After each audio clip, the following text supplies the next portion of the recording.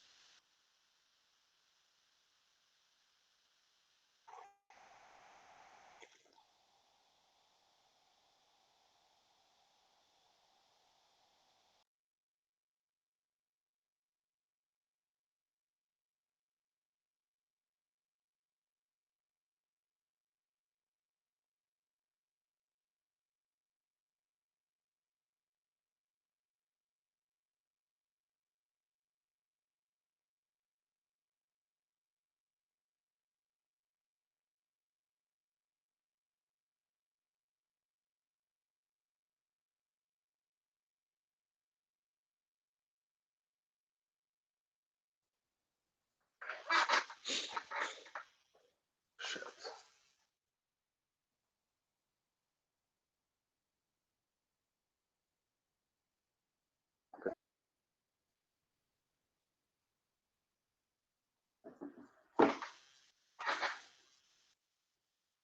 Like 1 minute and we'll get started.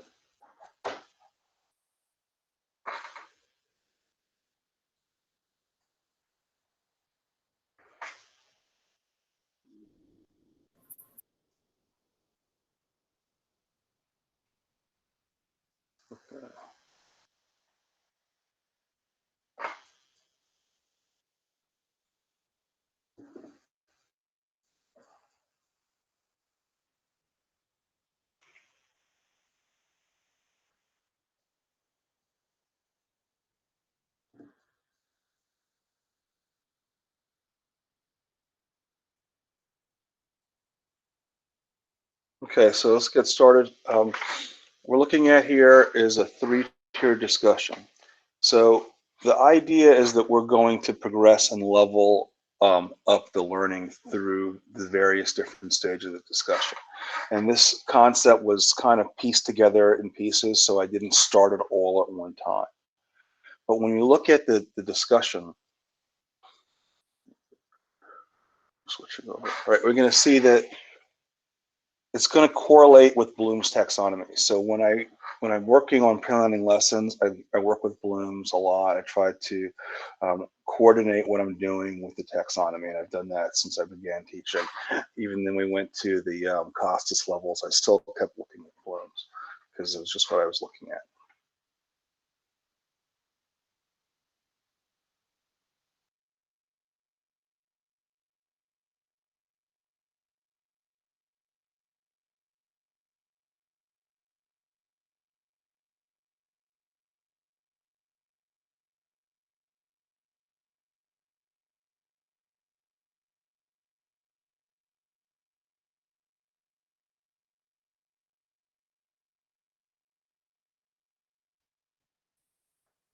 All right, that should be good here. Sorry, I've had some weird internet stuff in my area. All right, so what we're seeing with the class discussion is we're seeing a correlation with the Bloom's taxonomy. So the initial discussion is going to deal with understanding and applying. We're going to be doing that when we're looking at the Blooms, and we're going to, as we advance, we're going to apply the discussion content, and that's going to be applying, and it's going to involve creating. And then when we reflect on the discussion in the last tier, we're going to be evaluating and analyzing. All right, so we're going to be moving through the different tiers of Blooms as we work through the discussion. In order to really begin the discussion, the students have to have some understanding of the content. So you have to have understanding of the content in order for it to work, right? I think I'm unfrozen now, right? I think I'm back. Hopefully, because otherwise I'm talking to nobody. That's weird. Okay, good. So when we look at the content, we have to deliver some kind of content before we discuss. So there's a lot of different ways you can deliver the content to get the students ready for the discussion. All right, so the way I deliver it in preparing it, I use educational videos that I make. I make little videos for the kids, and that's going to present content. Then I also provide them some readings that they can read, and I do different levels of reading, and then I have an infographic. So that's what I was looking at. I know that last year we did some training with the different things as we were moving to online learning and the different choices and the different things that were happening. So when I was trying to implement that, I brought it into this concept. So I give them a video option, two different levels of reading for differentiation, and then I give them an infographic for a visual. So all of this information is going to be able to give them something to say, some content to discuss. They can look at all of it or parts of it, but whatever they look at, they're going to be able to say something in the discussion. So that's where I start at in that. I'm able to, when I look at there, I embed my class videos into Canvas. So when we're using Canvas, it's embedded in the Canvas. And so you can see here at the bottom, you can see the different links to the different levels of documents that they're looking at. And so also you can see that I have information there about the etiquette, right, and sentence stems. And so as we're talking about ways to help students, that are struggling, the idea of sentence stems and are important. And as we're looking at the technology, right, the idea of etiquette, right, how to behave online and behave in a discussion is important. So we present that. Now, the link that you saw in the Canvas is a link to a bigger page about etiquette that the kids probably won't even want to read. At the bottom of the page is this infographic that I made about how to behave online, right? Which basically talks about be scholarly, be respectful, be professional, be polite. So they can look at that, and so that's a link at the bottom. So I provide them with information about how to behave online, and like I said, also sentence stems. So if they're not sure how to respond, how to speak in the discussion as we're typing it, I give them these sentence stems to do that. And we did this last year because we were online, and I did it even before that when we had the switch to first being online. And I have found that I like the online discussion a little bit more for different reasons than the in-class live discussion. And mainly it's due to the level of participation when we do that. So they have the ability to participate better with sentence stems. When I did it with Google Classroom, I used this discussion. I began the online discussion with Google Classroom last year, and I advanced it this year as I made the tiers. But I have information here about Google Classroom, how it works, if you were going to do that. For the infographic, I used, I find some images online, but I use Pictochart and Canva to also create them. So the example that I had of the netiquette, I use Pictochart to make that. And Pictochart will let you make like 5 free infographics before you have to pay for that. So I experimented with that a little bit last year, and I made all my 5 and then went back to using Canva, which lets you make as many as you want for free. And I think Pictochart's a little bit easier to use, but this is free. So that's good there. Okay, for documents, for the reading, I would use different levels of document, and I try to use primary sources or just different descriptive type documents. My goal was, if I used a primary source, was to find another source that kind of interpreted the primary source kind of for them, so they would have different levels. A lot of times I would use, because we're doing history, I would use like letters from people that about the topic from the time, and I would try to find different levels of writing. Some letters are more advanced vocabulary wise. So I would do that, two different kinds of levels of reading to differentiate in the document. So that's how we're building background. Okay, so now we've built background, we're going to look at the first tier. Okay, so the first tier is where we have the discussion. So for the prompt, right, this is where we're looking at the questions. I copied the idea of the AP short answer questions, right, which is, I looked at those, and they have a progression where the kids are going to answer 3 different questions, and the questions progress on each other. So I wanted to use that concept. When I used it last year in the pandemic in the beginning, I used some examples from the Stanford Historical, Read Like a Historian group, because they gave a lot of stuff there. When I was using that, they had all kinds of resources for their Read Like a Historian. And I took the questions and I made all that into a discussion. But when I switched to Canvas, we switched to Canvas this year. Last year, when we began to teach, I really wanted to get really more in depth in the discussion, and I wanted it to focus more on what I wanted from the lesson, right? Kind of making it more focused on the key elements that I wanted to teach. And the Stanford group was touch and go. They had a lot of depth on some things that were not heavily tested. So I wanted to change that. So here you look at examples of the way I progressed the prompt for Industrial Revolution. Okay, so, and you can see here some examples of how students responded in Canvas and how they responded in Google Classroom when we did it the year before. Okay, so I also created a rubric. And so the rubric is going to talk about how we're going to grade this. Because if it's not, I believe if I'm not grading something, the kids aren't really doing it, not putting their best effort into it. So the rubric here, is an example of you could do a different rubric, but this is what I put together, and it has a lot of different elements in there. And one thing that I think is important in there is it has follow-up commentary. So you, aside from just doing your initial post, you have to comment on somebody else's post, right? So this is where we're going to get in the beginning, and so the criteria there for the discussion. So what you end up having is a lot of people are going to are participating at least twice. Some people more than twice. So this discussion is going back and forth. It may think that an online discussion isn't exciting as a live discussion. When you look at a live discussion in class, it looks amazing. But when you step back and reflect on it, if you have a 30-person class, how many people were really talking? Right? And so are you seeing all 30 people? And the idea is that, well, the people who weren't talking were listening and following along. But were they really, right? Can you know? How do you know that they were participating? How do you know that they were following along? All you're doing is thinking that they do, and then later on when you get to trying to assess them, if they weren't, then you've lost all this time. With having the rubric, having it graded, having it online, everybody's participating, right? So you're going to be getting full participation, and you can tell if someone's not participating.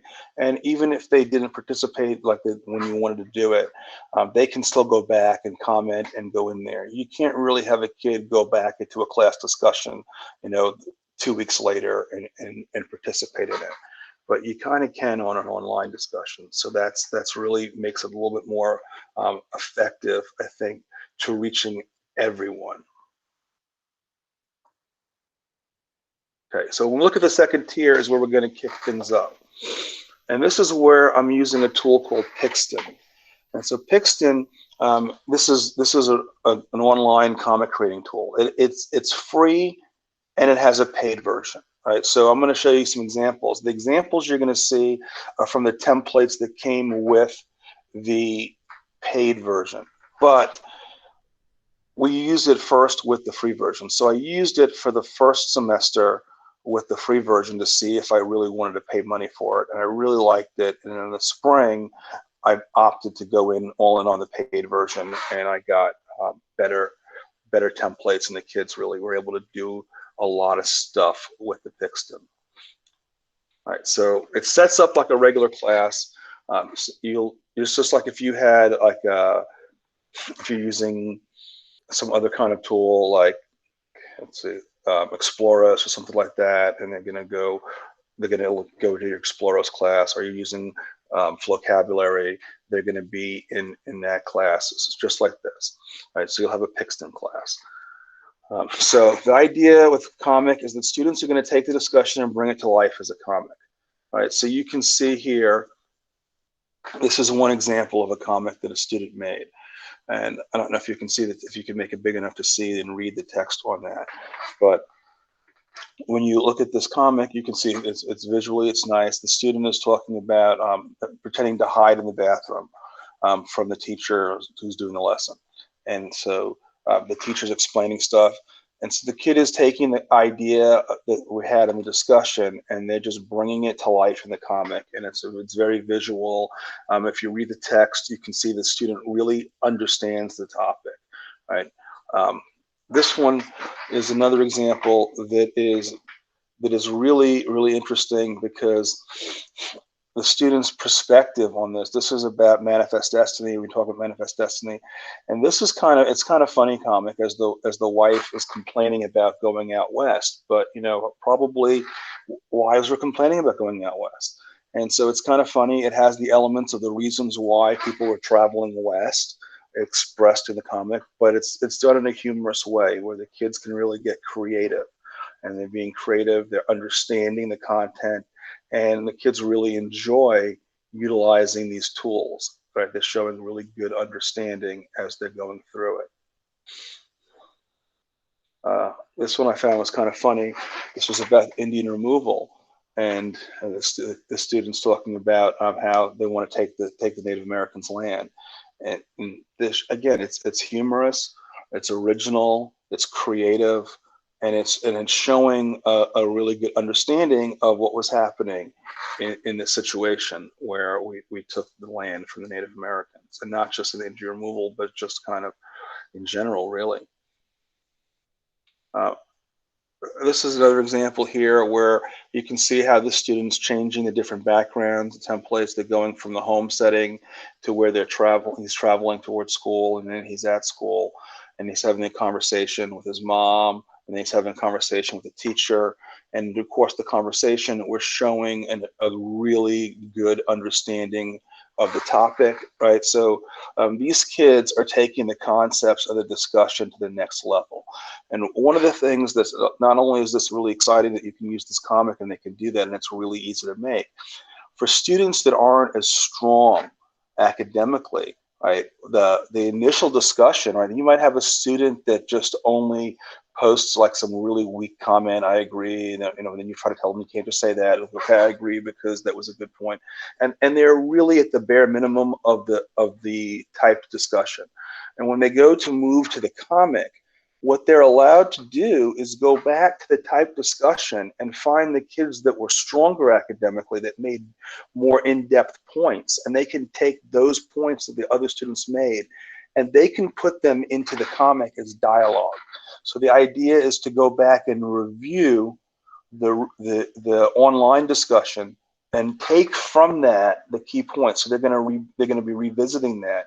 So a student that didn't really get it super good but tried to participate so they get the grade can then go back and reflect deeper to make the comic. And when they make the comic, they're going to have processed what happened in the discussion, and so then they're going to be able to apply it to the comic, which is a level that they wouldn't get if you just had a discussion in class. If they kind of sat in the corner and didn't listen and really weren't participating, then they lose the whole day, and it's a wasted class period for that student or those students. Here, they maybe don't say a whole lot, but when they go back into this comic, they're able to really now revisit it and get a better understanding, right? And even some in-depth stuff like this one is talking about romanticism in the arts and literature. It's a really complicated concept for students at this level, and this student really demonstrates a good understanding, and you can just pull from the discussion to kind of build these dialogue boxes. Okay, and again, I have a rubric. So, we have to make a rubric, we have to grade stuff. It's a relatively simple rubric on here, not a whole lot of stuff there, but it goes over that. It's the students can follow it, and so they know what the expectations are, and it works pretty well. When I built this particular rubric, I had them experiment with some comics without a grade, just to some extra credit, just to kind of do some stuff to see what they were doing on their own without some real specific parameters. And then I looked at the products they made, and from that I was able to guide myself to build this rubric to create for the graded comics. So that's the second tier of the discussion, where we're going to extend it that way. And we're looking at the third tier, right? What I'm going to do in the third tier is I'm going to incorporate Flipgrid. So we're going to be back to the concept of more of a talking with the discussion. And the students are going to speak into the Flipgrid, and then they can respond to each other because you can comment on Flipgrid. So that's really good. And what I'm doing in this is I'm using a modified 3-2-1, right? So for my 3-2-1, because I really didn't like the way the 3-2-1 reflection worked that well. I'm still using the facts, and facts are good. They need to know facts. But then when you're talking about 2 questions in the normal 3-2-1, kids don't really have good questions, and so that's one thing. And then when you've done the 3-2-1, if you've ever done it, have you ever really gone back and answered all of their questions? Probably not, right? So that kind of is a wasted step. And so I changed that to 2 inferences. And so you can make an inference, and they're going to do a better job inferring than they would if they were just trying to answer questions, right? Or make up questions. So this is more effective. It's going to require some higher level thinking. Questioning requires high level thinking too, but they just do such a bad job at it that it's better for them to try to make an inference, I think, and where they can do a better job of thinking, and we can extend the learning easier by making them think this way. And then making a judgment, right? So we have to evaluate, we have to judge when we're making a judgment.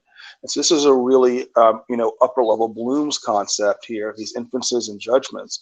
So this is really good when they're reflecting back on that. And they've looked over, they can look back over the discussion, they've made the comment, they've really kind of pulling together the concepts that were discussed.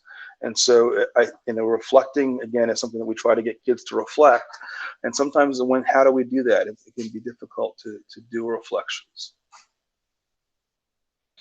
And if you're using, Google Classroom, Flipgrid goes with Google Classroom, and Flipgrid integrates with Canvas, which is what we've been using. So it's going to work for both.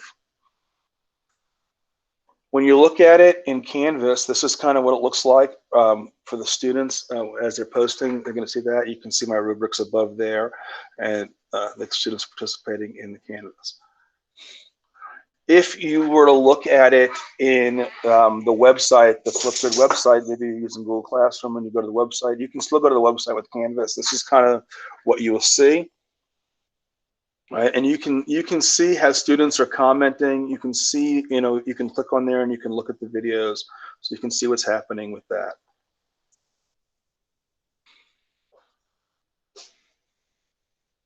Okay, so what I have here is this is a response to one of the ones we did. This is a student, and she gave permission to use this.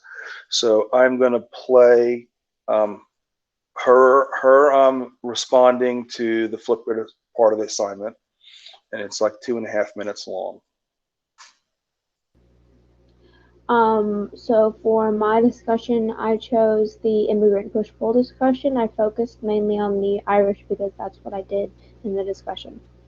For the first fact, I put that the Irish came to America because of the failure of the potato crop, poverty, and religious conflicts. This was the I have my headphones on, so is it not playing with my headphones? I think that might be it. I'm going to turn this off for a second. Oh, you.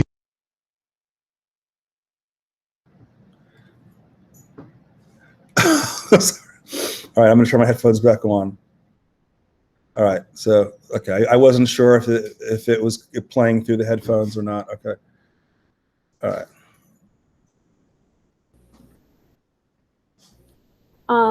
So for my discussion, I chose the immigrant push-pull discussion. I focused mainly on the Irish because that's what I did in the discussion.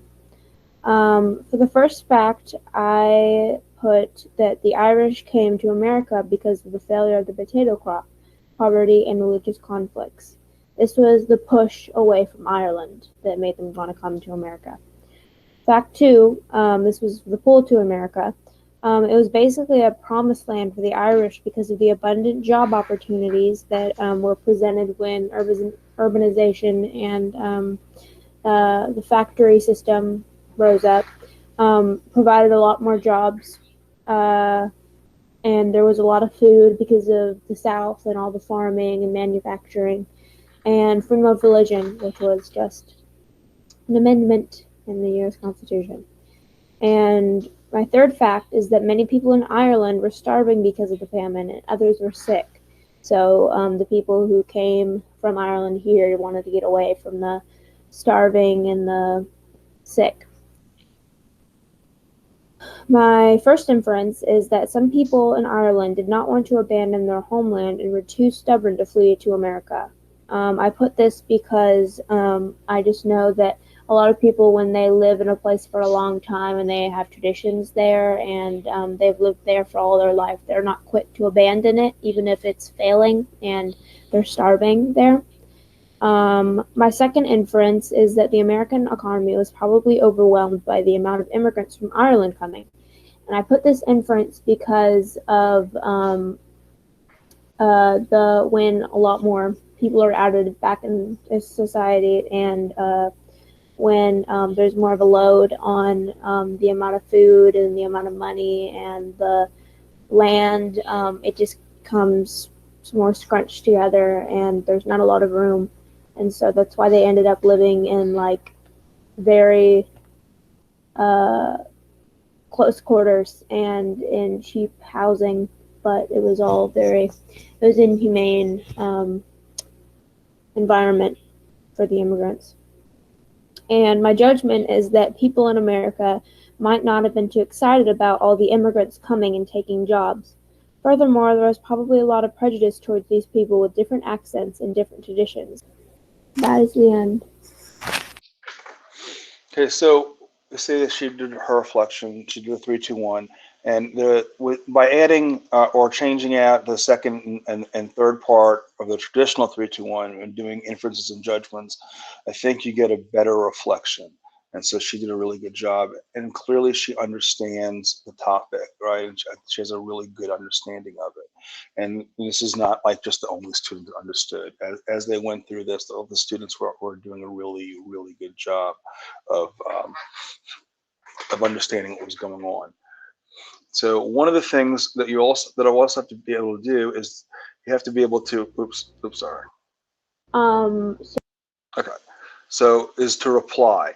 So you do your post and you do your 3-2-1 reflection, um, they have to reply to another student's reflection. So this is an example of a reply reflect post. It's not, this person is not replying to the person who just spoke. They're applying to somebody else. I thought they did a really good job of showing you how an example of what a really good reply looks like. There are a lot of good replies. This one was just really good. And again, these students, I knew that they would let me use their videos, so and they did a good job. So that's kind of how they were picked. But there could have been any other number of students that I could have chosen. So this is an example of a good reply and kind of what you'll see. Hey Sierra, I really wanted to say that I liked the way that you formatted your video, where you listed your 3 facts, 2 inferences, your 1 judgment. I really loved that. It made your video look really organized. And I wanted to say, I agree with you on your judgment. Yes, I would think people who were very heavy believers of nativism and were like no immigration probably have been very angry about all the immigration that was occurring in America at that time. I completely agree with you on that. Um, and I want to say I actually did not think of that, and when I heard you say that, I was like, oh, that makes a lot of sense. So I want to say thank you for like including that and like making that clear. So loved your video. You did great. You're amazing. Okay, so it's a very positive response, and I haven't really seen a lot of really negative comments from students. We try to be positive. We talk about that in etiquette, and so again, even in the reply, you can see that the students are learning from each other as they're watching it. That she was able to get something out of watching the other student's video that she had missed through going through the discussion process. So it's a very good to reflect. It's good to reflect on what other people do. So we're taking the level of critical thinking higher as we're moving through Bloom's, as we work through this discussion.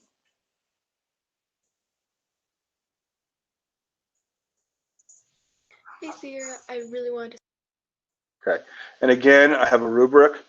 All right, so we have a rubric so that we can guide them. Students need to know what the expectations are. It's a very simple rubric. It's probably the simplest rubric I had because it's really, I don't want to get too critical on, when you get to the abstract thinking, it's hard to really get really critical about like exactly how your inference should be worded. We can't really do that. So we just kind of want them to work through that. And as long as they're making good effort, it's gonna work pretty good. So the rubric is really simple, and it does have them having to make a reply comment, right? And technically, you can not reply and still pass if kids are just a little nervous, but it's trying to be flexible with the grading. But but most people are replying. So a lot of kids get a little bit nervous about the Flipgrid and going on camera, but you actually don't even have to really be on camera. You are able to do things with Flipgrid where you can put a little thing over your face, so you can just have the audio playing. There's a lot of stuff like that, and I allowed the kids to do that. I really wanted them all to be on camera, but I didn't want them not to want to participate. So, there's a question. Yes. How do I answer it? Click on the thing. What do I do? Raised hand. All right. Stacy, what's your question?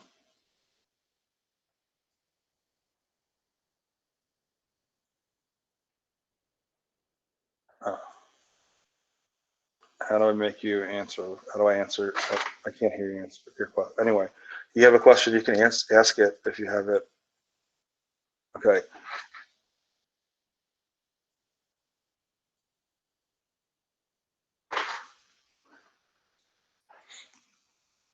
Yeah, you can type it in the chat and then I'll answer it. But so this was the rubric that we used there. And I didn't really put the pressure on to make you have to be live on camera. And most kids were live on camera, but a few kids weren't, right? So I'd say probably 85% of the kids were on camera. So most of them were on there, and a few just weren't, and that was okay because I guess they were a little bit shy, but they were able to, despite the shyness, participate anyway by not being visible. So that was pretty good. Okay, so one of the things when we look at feedback is at the end of the year, like I try to get student feedback. So what I will do is I'll give them like a little survey stuff, and really I want to know about some of the things that we did during the course of the year and how they felt about it, if they liked it, what they liked about it, what they didn't like about it. So we do that. We've been doing that for a couple of years now, where we just try to get the student feedback, kind of like a little survey at the end of the year that we've done. And so what I did is I pulled some student feedback that connects to this discussion. So you can see some of the feedback in there. All right, and so so it can show other people's point of view and understanding how it works. I learned from other students when I didn't fully understand, and this was a really big thing. And you can see that on the first and third level of learning from other students. When you're doing the comic in the second level, I'm not really they're not really seeing other comics, right? They're just I'm seeing that they're creating it, but they're seeing other comments in the first stage in the discussion, and they're able to get and develop understanding based on what those other students said. And in the third phase of the Flipgrid, they're able to watch the reflections of other students and then benefit from that. So that's where they're seeing this growth from other students.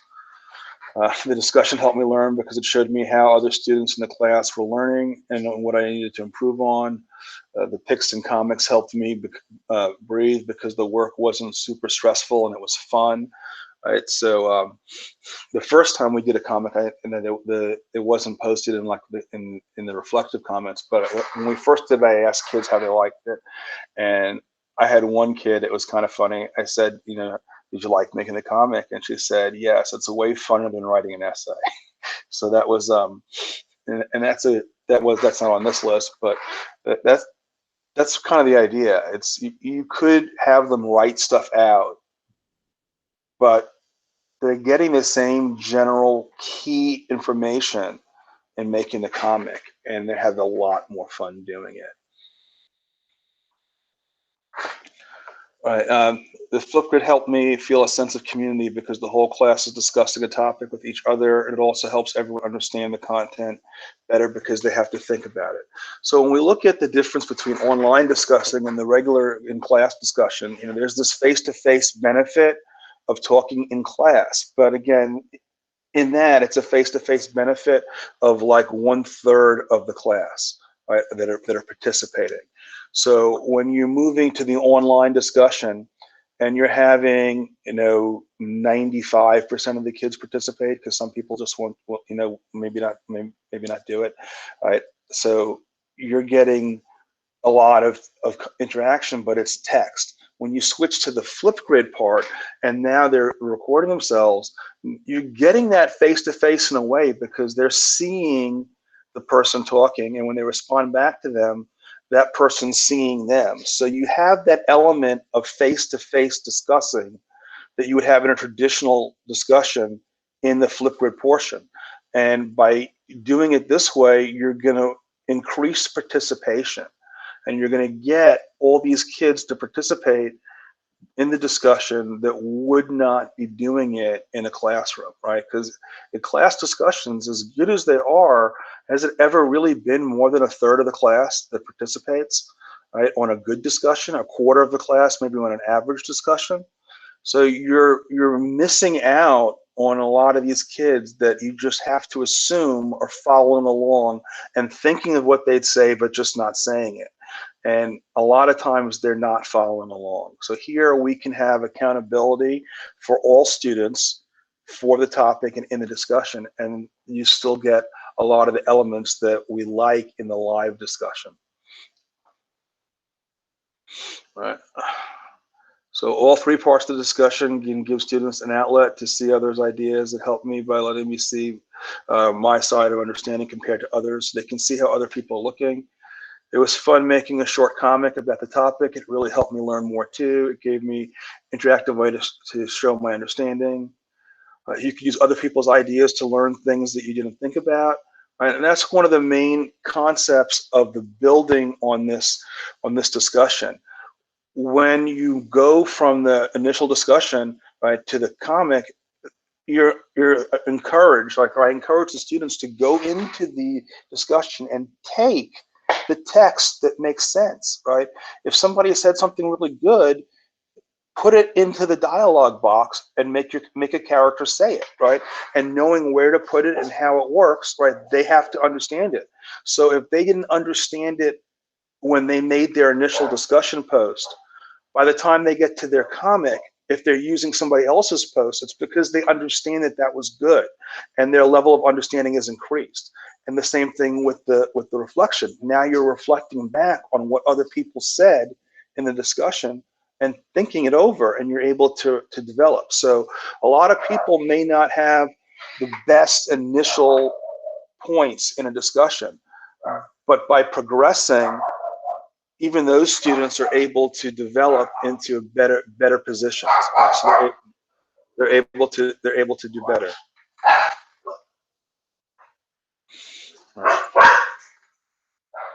So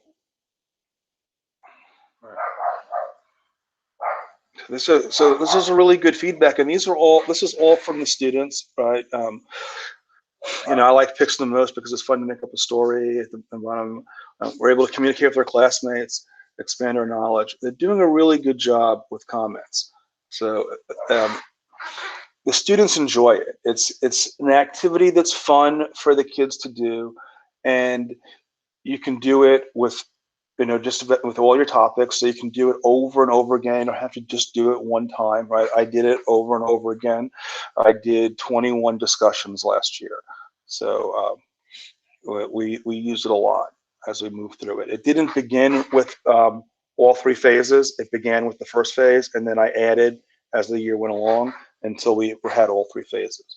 But when we look at the three-tier discussion, and we look at it in relation to Bloom's taxonomy, right, and the idea of moving towards higher level thinking, we can see how this discussion is going to put us where we want to be, right? And that's something that's really, really good, and it's really easy to do.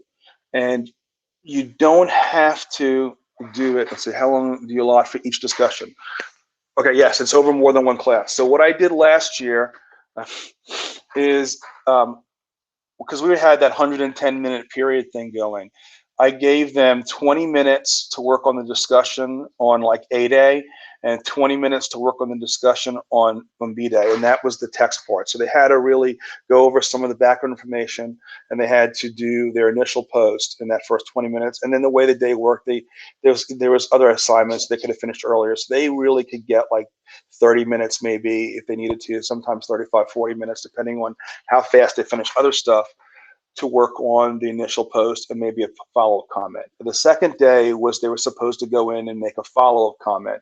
And if they'd already made a follow-up comment, I'd say, okay, make another one, right? So that they would do that. And they allotted 20 minutes for the follow-up comments. In order to make the comic, the Pixton comic, that took the kids anywhere from, depending on a really good job to like a really, just whipped it together. 20 to 40 minutes was the range that most kids that were told me about when I asked how long it took them. And so most of the decent ones were 30 to 40 minutes. So it's not really a really long time. It's doable completely in one class period, as 30 to 40 minutes was the sweet spot for time. And when they were going over 40 minutes, I had kids that made like 20 frame comics because they just got really into it. That took a longer amount of time. But most of the kids were doing 5 or 6 frame comics because that's what the rubric said you had to do. Some kids did 3 and 4 comics, even though we wanted 5 and 6 frame comics, and those were shorter, which was also was a lot faster. Like 4 frame comic might have taken a kid 20 minutes, but like a 6 frame comic might have taken them 30 minutes. So the time for that was allotted. So when we were doing a 110-minute class period, I had 40 minutes one day for the comic, and there was 20 minutes for the follow-up discussion. The Flipgrid part was done at home. I tried doing it in class, but last year, but even the kids in class, they wouldn't record. Most of them, a couple did, but I didn't have more than like 10 kids record in school. So everybody was recording at home, and then they would just use that time that I gave them to do the Flipgrid to do some other assignment. So I just, and that was fine. So I would say going into this year, I would make the Flipgrid portion homework, and I would allow a class for the comic. And then I would do, if I'd split a lesson and give time for the discussion and time for something else in class for the other part. That's how I would do that. when I talk about this assignment, I mainly been using it with the more advanced level students. The on grade level, they struggled really hard with the comic, and they just didn't really want to work with the Flipgrid. So what I did as a another option for that level is everyone was able to do the online discussion without a problem. The first part, tier 1.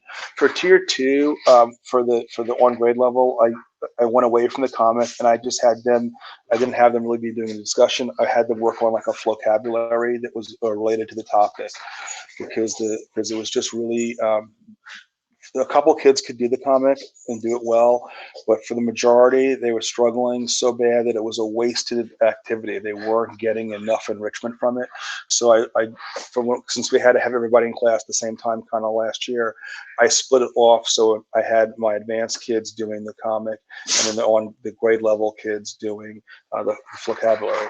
When I got to the evaluating stage and then also in stage 3, what I did is I took the same concepts, but I put them into like a Canvas new quizzes as like little short answer questions, and I had the students answer that, like put a fact in there, and so they were doing the same thing, but they weren't doing it through a Flipgrid, and they were able to do it. Right, and I didn't say write an inference. I kind of used the definition of an inference and said, tell me something that does this from the discussion. And they were able to do that, right? And same thing with the judgment. You can tell me what, make a judgment on there. And I would just say judgment. I gave them kind of a definition of like what a judgment is, and said, kind of do this about the discussion. And so they were able to do that. All right, there's a lot of differentiation in there. So like I said, I split tiers 2 and 3 between grade level and on grade level. The comic, the rubric is really basic, so it's not really demanding. It gives them a lot of flexibility to think through what they're doing on that. And then with the beginning of the initial discussion, the way I build background, there are so many different ways they can look at information, right? A student could look at the infographic and not watch the video, not read either document, have enough to answer like one of the 3 discussion questions. And so when they do that, they're in the discussion, but then as they move through the progression of the tiers, they can build off the other kid that read the document and get some of their information on there.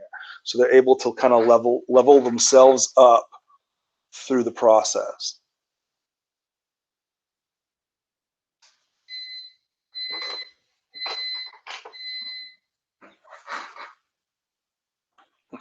And we need to have the attendance link in there.